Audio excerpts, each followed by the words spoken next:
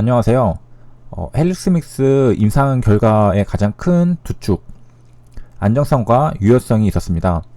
이전 영상에서는 안정성에 대해서 분석을 해봤고, 이번 영상에서는 이제 유효성에 대해서 분석을 할 텐데, 사실상 약물 혼용 가능성이 있었기 때문에 이것을 살펴보는 것은 의미가 없다고 생각을 하게 되었습니다. 그래서 분석 결과를 살펴보기보다는 어떻게 이 약물이 혼용이 되었는지를 알아냈는지에 대해서 보겠습니다. 이제 그걸 이해하기 위해서는 VM202라는 이 약에 대해서 좀 이해를 해야 되는데요.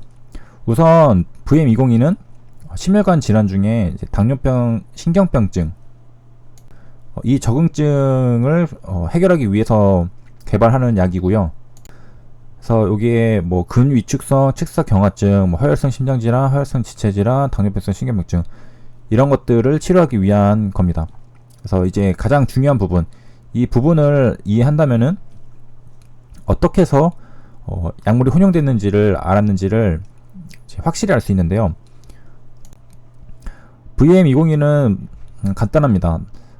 신생혈관 형성을 유도를 합니다. 그래서 그 관류량이 증가, 류가 흐를 유자죠. 이 흐르는 여기 혈관이 이제 많아지니까 거기에 이제 혈액들이 많이 흐르겠죠. 그리고 심근 두께도 이제 강력해져서 통증이랑 궤양이 감소한다.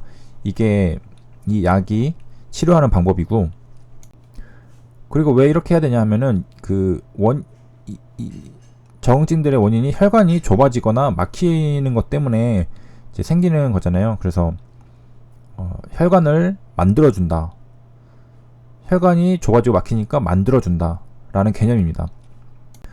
그럼 이제 남은 질문이 하나죠. 어떻게 혈관을 만들어주냐 라는 겁니다. 그 내용이 이제 가운데 있는데, 이제 VM202가 만들어주는 거죠. 그럼 VM202는 뭐냐 라고 했을 때 유전자 약입니다. VM202는 유전자 치료제입니다. 어떤 유전자냐면 혈관 신생에 관여하는 유전자를 이제 VM202가 가지고 있는 거죠. 그래서 우리가 VM202를 투여받으면 이 유전자를 우리가 투여를 받아가지고 그 유전자가 이제 혈관 신생을 유도를 하는 겁니다. 지나가는 얘기로 이제 HLB 같은 경우에는 리보세라닙이 그 암세포도 이제 DNA가 있겠죠. 그 암세포는 자기 주로 마찬가지로 혈관 신생을 하죠. 그래서 영양분을 받아가지고 암세포가 증식을 하는 건데, 그거를 이제 억제해 주는 게 리보세라닙인데, 그 리보세라닙 고치려고 했던 그 암이 하던 작업, 혈관 신생을 VM202는 이제 이건 필요한 심장에서 혈관 신생을 이제 유도하게 됩니다. 그 작업을 하는 게 유전자가 하는 거고, 단순히 이제 유전자만 넣어주면은 이 혈관 신생이 잘 안 되니까 고효율 DNA 발현 시스템이라는 것을 이제 이 유전자와 결합을 해줍니다. 그래서 이 유전자가 들어가면은 DNA 발현 시스템과 이제 결합을 했던 VM202이기 때문에 혈관 신생을 조금 더 잘하게 됩니다. 그리고 뭐 이 유전자 그 구체적인 내용은 그 간세포 성장인자라고 하네요. 간세포와 관련된 유전자를 가지고, 그래서 이제 요약을 해드리겠습니다. 요약을 하면 이제 혈관 허열, 혈관이 좁아지거나 막힐 경우에는 이제 혈관을 만들어주자라는 개념이 VM202인데, 어떻게 혈관을 만들어주냐 하면은 간세포 유전자를 통해서 만들어준다라는 거고, 그걸 조금 더 효율적으로 자라게 하기 위해서 고효율 DNA 발현 시스템과 간세포를 결합한 겁니다. 간세포 유전자. 이에 대한 이제 사전 지식을 가지고서 결과 설명회를 한번 같이 보겠습니다. 자, 이 데이터인데요. 먼저 VM202 concentration이라는 것은 농도라는 뜻입니다. VM202 농도. 여기 보면은 고농도 검출 사례라고 찍혀 있죠. 그리고 VM202 저농도 검출 사례라고 찍혀 있고, 자, 우리가 두 개의 그룹으로 나눴죠. 플라시보랑 다음에 VM202를 투여받는 집단으로 이제 나눴습니다. 하나는 대조군, 하나는 실험군입니다. 플라시보 군은 위약을 주고 실제로는 VM202를 절대 투여를 하지 않습니다. 그러니까 이제 비교를 할 수 있는 거죠. 약을 받은 사람과 약을 받지 않았던 사람을 비교를 해봤을 때 약을 받은 사람이 더 효과가 좋다라는 게 검증이 되면은 이 약에 효과가 있구나라는 것을 알 수 있는 거죠. 그래서 플라시보 군에는 VM202를 투여받지 않습니다. 그런 배경 지식 하에 이제 혈중 DNA 검사를 해본 겁니다. DNA 검사를 왜 했을까요? DNA는 유전자죠. 바로 VM202가 그 간암의 유전자를 가지고 만든 약이기 때문에 VM202를 투여받은 환자는 혈중에 간암 유전자를 가지고 있는 거죠. 그거를 이제 검사하기 위한 게 혈중 DNA 검사입니다. 여기 간암 세포 성장 인자, 이 유전자를 결합한 게 VM202라고 말씀드렸죠. 이거를 측정하기 위한 게 혈중 DNA 검사입니다. 그러면 이제 플라시보 군에서는 이제 절대로 그 해당하는 유전자가 나오면 안 되겠죠.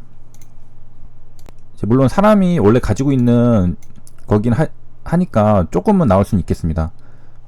하지만 이제 기본적으로 가지고 있는 간세포 성장 인자 유전자 외에는 더 많이 나와서는 안 되겠습니다. 그런데 이제 첫날에 이제 주사를 맞았죠. 근데 플라시보군에서는 이제 나오면 안 되는데 VM202 DNA가 고농도로 검출된 사례가 10의 5제곱은 이제 9, 14는 10의 4제곱은 13 이렇게 나왔던 겁니다. 그리고 데이 14로 넘어가니까 이제 없어졌죠. 여기는 데이 14까지는 조금 있다가 또 없어졌죠. 그래서 이게 얼마나 고농도인지는 이제 저희가 의학 전문가가 아니니까 잘 모르겠지만 어쨌든 첫날에 이렇게 고농도로 있던 거는 뭔가 문제가 있었다는 겁니다. 원래 이렇게 낮아야 되는데 낮은 상태가 아니라 높게 이제 측정이 된 거죠. 첫날에 주사를 맞았을 때. 그래서 여기서 이제 VM202 DNA가 고농도로 이제 검출된 이제 환자군이 이후 데이 90에 통증 감소 수치가 높게 나왔던 겁니다. 이게 이제 핵심이었고요. 그러니까 간단히 말해서 이게 왜 혼용 가능성이라고 하냐면은 첫날에 위약이 아니라 그냥 VM202를 맞은 겁니다. 그래가지고 데이 이제 90일에 되니까 그 VM202의 효과로 통증이 감소된 거죠. 그래서 이제 회사에서는 혼용 가능성을 뭐 추적한다고 하고 있는데 결과적으로는 이제 결과가 잘 안 나와서 다음 임상에서 뭐 잘해보겠다 그렇게 말을 하고 있고요. 그리고 이거는 제 추측이지만 첫날에 플라시보군에서 이제 VM202 DNA가 고농도로 검출된 사례가 나왔고 그 다음부터는 줄은 걸로 보아서 첫날에 환자를 바꿔서 약을 투여한 게 아닐까 생각을 합니다. 그 뒤에는 줄었잖아요. 그리고 이 약의 효과가 90일 정도 뒤에 나온 걸로 보이고, 그래서 이런 거를 이제 계속해서 검출을 뭐 중간에 했는지 모르겠지만은 이제 뭐 14일에 하고서 뭐 중간에도 몇 번 했겠죠. 근데 그때까지는 정상적으로 진행이 된 것처럼 보이다가 90일에 이 첫날에 DNA 고농도로 나왔던 사람들의 통증 감소 수치가 높으니까 아마 이때쯤 이제 조금 뭔가 이상하다 싶은 그런 낌새는 느꼈을 겁니다. 물론 회사 측에서는 이거를 전부 데이터를 모은 다음에 분석을 하겠지만 이 데이터를 모으는 도중 한번 확인을 해볼 것 같은데 어쨌든 뭐 이 모든 게 결과가 다 나오고 나서 9월 23일에 톱라인 발표할 때 우리 모두가 알게 되었습니다. 이게 데이 뭐 90일에 이렇게 고농도 검출 사례가 있는 것도 아니고 첫날부터 이렇게 있었다는 게 상당히 좀 의미심장한 부분이 있습니다. 뭐 어떤 사람들은 이제 이거 결과를 잘 뽑아내 자신이 없으니까 막판에 섞은 거 아니냐라고 하는데 첫날부터 이랬습니다. 첫날부터. 막판에 고농도 검출이 된 게 아니라 첫날에 이렇게 됐다는 점이고요. 어쨌든 이렇게 효능 가능성이 나타나면서 효용성 부분에서는 이제 제대로 된 검사를 못했습니다. 그래서 이 문제로 인해서 헬릭스믹스는 23일 발표하고 다음날 이제 하한가를 가고 그 다음에 이제 또 그 다음날도 하락에 대한 공포가 존재하고 있는 그런 상황입니다. 이상으로 영상 마치도록 하겠습니다. 감사합니다.